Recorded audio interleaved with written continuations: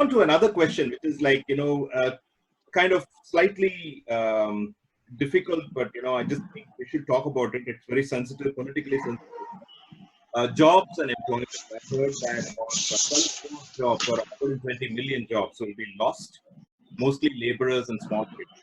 So, um, what do you think? How will do you already believe that it's bottomed out as far as stress is concerned? What are these additional steps that do you think we should be taking, and how can we mitigate the impact of the millions that are going to be affected, particularly with respect to India, basically? Okay. Job formation is an ongoing theme in India. Even before the pandemic, this guy's unemployment in the agricultural sector is one of the highest in the planet. It's like something like 70% of the population depends or lives in rural India, and agriculture is about 1/6 the GDP. That gives you the magnitude of the employment or unemployment crisis. This is pre-COVID. This is the direct result of our socialist economics of the last 60 odd years. So how do jobs take off? So more than jobs, you should be a job creator. And this is where the pakoda economics of the PM comes into play. If you take any average pushcart vendor, be it whatever goods he sells, be it bangles, be it pakoda, be it any food item, or a cobbler who sits in one corner, or a key maker who sits in a corner. If you just study their supply chain, there are a minimum of 6 to 20 people in the supply chain. And we are talking at the lowest level of the economic activity. So that the economics is very simple. Like I said, if 70% of the population is producing 1/6 of the manufacturing output of the country in the agricultural sector, we are talking about 90 crore people in agriculture. And that's only 1/6 of the GDP. So we need about 70 crore people to move out of that. Basically, it's your 80 crore, which is a higher risk. So all these numbers add up, and they are very easily verifiable always. That will always be around this 80 crore number. So 70 crore jobs, or rather 70 crore people, let us say divide by 3. If you take a number of families of 4, we're talking 18 crore jobs technically. So for 18 crore jobs, you just need 1 crore entrepreneurs. That's it. I just broken down that figure to the smallest, easily understandable figure. If I had said 70 crore people, that's 700 million people. An American never can understand it. Its population is 330 million. Whole of Europe can't understand it. They are 350 million. So I'm saying 700 million people here are unemployed, or rather don't have a direct source of income. But when you break it down, you are possibly looking at 10 million people to just start their own small enterprise. So how do you achieve it? So the government has been focusing, this government especially from day one started the skill development scheme. They also started the environment entrepreneurial scheme. Now the startup stand up, all these are things they have done. But again, the biggest problem is ease of doing business. So if the government had said for 5 years or 10 years, you don't have to worry about any filing. Only filing you have to do is income tax. You don't have to file any company law, any firm registration, nothing. You just do one income tax filing. That's all. For the first 5 years or 10 years of your existence.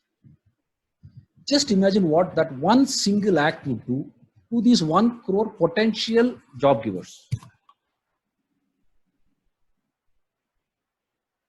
So this is where, again, it comes back to governance and policies. And like I said, we need to fast track our reforms and get into the 100% capitalist mode. There's no two way about it. And I think this is the last chance as a nation we'll have. Because if we don't convert this crisis and push through these reforms and change the socialist mindset once and for all, I think we would have missed the bus permanently. Over to you, Vikas. Yeah, thanks, Shankarji. No, I would take off from what Shankarji talked about, disguised unemployment. I think what at least the COVID crisis has shown, that our formal sector is so small that we cannot support. When we talked about the migrant crisis, I think it was simply because there were not enough large companies other than the government. That the only people who could have supported the migrants were governments. There were just maybe a few thousands, or like few 10,000s, 10 or 20,000 companies who could support those so-called migrant labor. Others just didn't have the capacity, or like, not for want of trying, they simply couldn't. So I think that is one thing we understand, and why there has been so much push towards formalization and financialization, as people have talked about, is because we need to enable our companies to become bigger.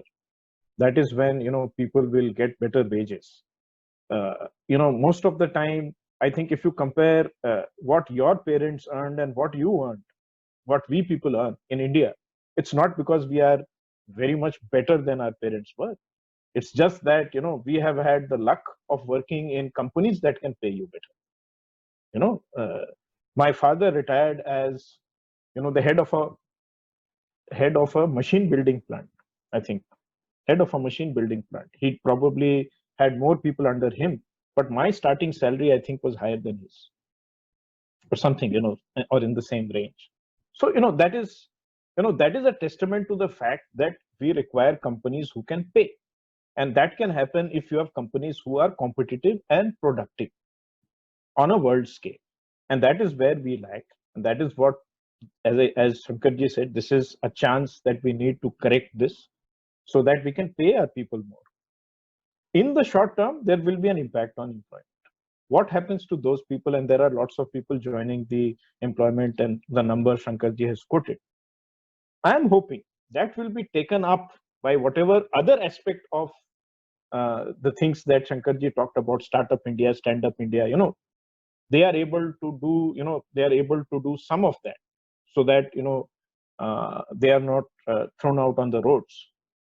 So I think I am hoping. So on the one hand, I am hoping that companies become more productive, they scale up, they pay their people more, and on the other hand, I am hoping that there is a lot of opportunity for small scale entrepreneurs to enable them to earn a dignified income. The third aspect I am hoping, and this is nothing to do with the government, is that the gig economy picks up. And I think that can be a savior for India. Like, given the nature of our businesses, I think the gig economy, where people can do part-time jobs, or they can be delivery agents for Amazon, Flipkart, Myntra, or drivers for Ola, Uber. So those kind of jobs can also probably absorb a large part of it. And the fourth thing on employment that I'm hoping, and this is I'm hoping that we as consumers start paying a little bit more for some of the services that we avail of. And I'm giving two examples for that. Vada pav हम 10 रुपए में खाते हैं, वही McDonald में जाके जो cheapest आलू टिक्की burger is 30 rupees or something. And I see no reason why that the McDonald's aloo tikki burger deserves 30 rupees. आप AC वैसी कर दो 10 रुपए, मतलब they still double the price. The vada pav is probably better than that. So I think we should start paying more for some of these informal services. Maybe the vada pav can be 20 rupees. The other example that I think is about haircuts. You can get a haircut for as low as 20, 30, 40, 50 rupees even in Mumbai. And you go to any hair salon, they will charge you 300, 400, 500, 600 upwards, anywhere upwards. There's a big gap. I think instead of paying 50 rupees, that same skilled guy, can he earn 100 rupees? And similarly, in smaller cities, if 20 rupees become 30 rupees, if we start paying more, I think we have an organized sector where people get paid very decent, which is very small, which needs to grow big, and an unorganized sector where we simply don't pay a proper compensation to those people. So maybe those people should move up a little bit. Then a lot of our then it will go well with all that startup India that we are seeing. It will go well if we start paying a bit more there. So that is what I am hoping, that the employment problem would then be tackled. So first is of course the organized sector, but in the short term I see the organized sector shedding jobs in order to become more competitive. That has to be picked up from somewhere else. That pickup will probably come from the stand-up, startup, the gig economy, and I am hoping that the informal services sector in India gets a leg up. I think we sometimes, like even in you get a idli, sambar idli breakfast for 5 rupees. 5 rupees you get. Even in Mumbai, I know of place you get 5 rupees. Very tasty. That 5 rupees can be 15. That's what I am hoping. Then there will be like I think uh, then some part of it could be solved. Back to you, Manish and Anand.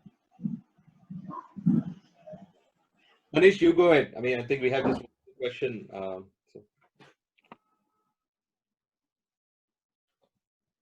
Manish, are you there? Okay, I think there's a problem with this network, but I can start. I mean, we can probably get into kind of wrapping up. We are already past the time that we had agreed upon, but any closing words in terms of the time frame that you see the economy coming back to post-COVID growth, and and which are the sectors that you really think will be faster than others? Of course, everything has to come back, but what do you think will be faster? How do you think, how long do you think it is going to take? What is the recovery that we're looking at? My personal estimate on this is once the government kicks consumption into next gear, we will start looking at some real recovery. So without government intervention, if you just look at it, I believe the auto sector will do well simply because people would now want to have their own private vehicles rather than go and risk public transport. So two-wheelers will be the forefront of this because in a country like India, cost is an issue. So two-wheelers should do very well. Four-wheelers will recover faster. So who will take off first will be, I think, the auto industry. As Vikas was saying and hoping that the gig economy will take off, if that does happen, then that will have its own spin-offs in mobility. That's very simple. So if mobility becomes big, then though travel is right now in the dumps,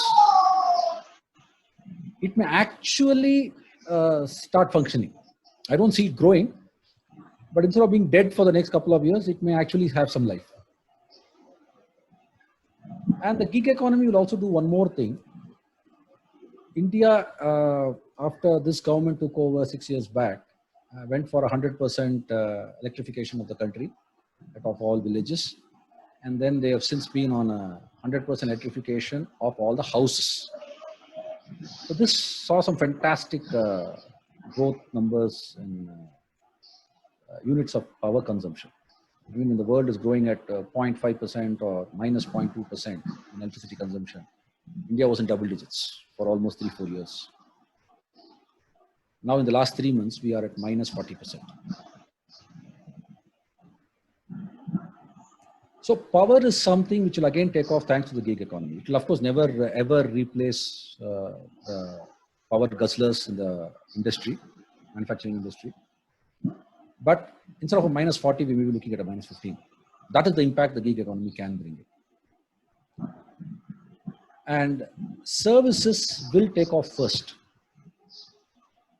So autos will take off, services will take up. FMCG is not dead because roti kapda makan hai. So that is the basics of any economy. So FMCG is fine. It will grow better.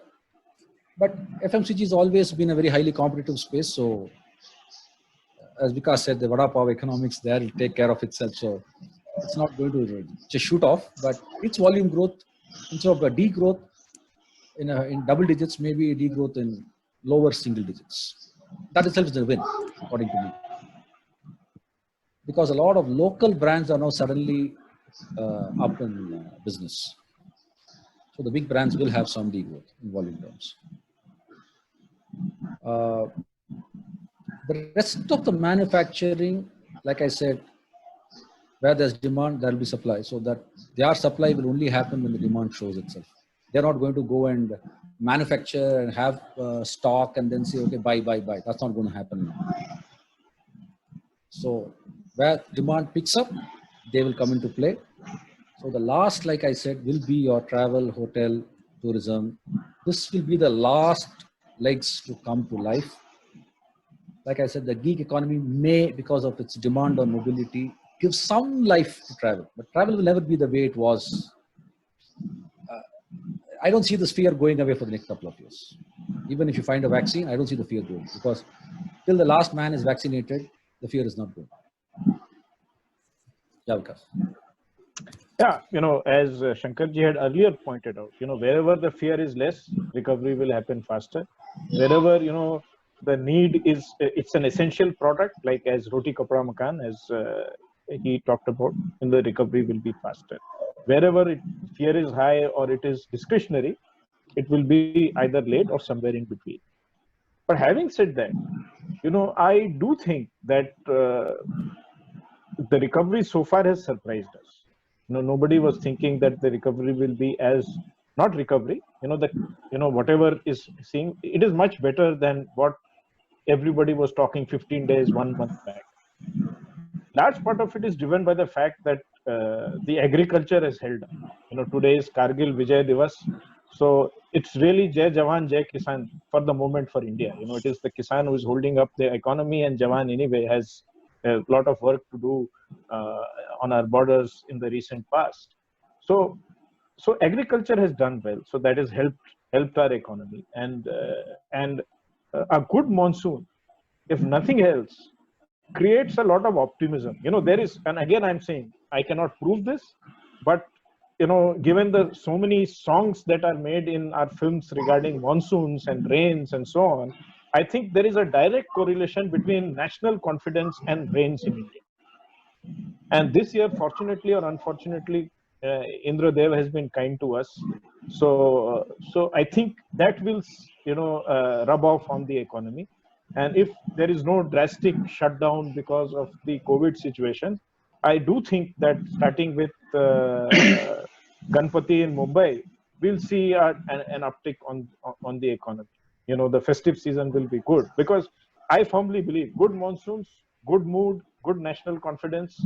So I'm not that pessimistic. Of course, as I said, as Shankarji also pointed out, the key feature of this crisis is that there's no end in sight. So we do not know. We'll have to be prepared for uncertainties. But I would think that maybe the economy can surprise us. Positive. Fantastic. So no end in truly like a Mumbai wala. So while there is no, nice to see that. Manish, sorry, yeah, go ahead. No, I was saying, while there might be no end in sight, there is no reason to believe that the end might not suddenly resurface around the corner.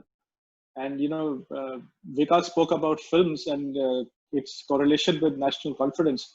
I think at some level in our cultural connotation, rains equals fertility, equals the possibility of new births, and therefore I share the optimism that Vikas is voicing about there being opportunity in the times of crisis. And the naysayers may do and say what they want to say and do, but we have to look at the bright side. We have to look at possibilities for revival, possibilities for new beginnings, without losing sight of the realities that are around us.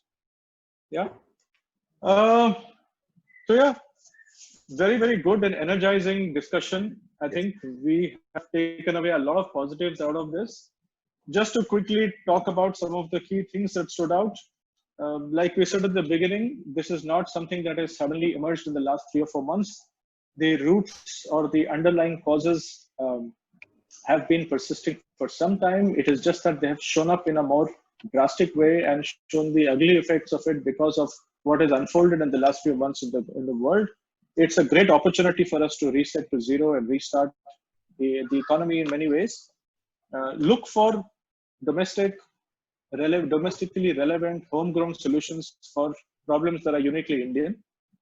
We also spoke about looking at opportunity in the crisis and looking at how do we review and reassess our business models in the corporate sector. How do we look at new ways of risk assessment, improvement of productivity as some ways to drive the future growth. Unleashing the potential was another big theme feature of the conversation, and we all spoke about how this needs to translate into a pride in our Indianness and in our national identity. How do we evolve and embrace a purely Indian model of entrepreneurship-led capitalism, unshackling the socialistic leanings of the past. We spoke about unleashing 1 crore entrepreneurs as a way to unleash the economic growth engine, and various things like startups and skill development and the gig economy, etc. So thank you guys, thank you for the super energizing and candid discussions that we had today. Hopefully this sets the stage for further rounds of the Banyan Tree talks. Anything else that Anand you might want to add before we formally bring this to a close? Absolutely, thank you. I think you've pretty much covered everything, Manish. What I liked most was the brand that we need to build all the time. That's most important, and exactly what the Americans did very well. They celebrated, be it Mark Zuckerberg, be it Sundar Pichai now. I mean, from Google, from Larry, Sergey Brin to Larry to now Sundar, they're just lifting up the people. They're all working in an entrepreneurial mindset, and that's exactly what. And money making is not, it's not a crime. You make it legal, you make it well, and you celebrate it, you show it to the world, you make it good. That is the only way one can really progress, as a person, as an individual, as a corporate, as a country. And I think this is where things should start. And I really hope this pandemic, sets the stage for India to get to the next level. And I'm really thankful for both of you, and for all of you, in fact, for all the three of you to, spend some time today. As you said, Manish, we should continue the Banyan Tree talks. It would be good. And yeah, looking forward to the next session. Thank you so much. Thank you. Thank you.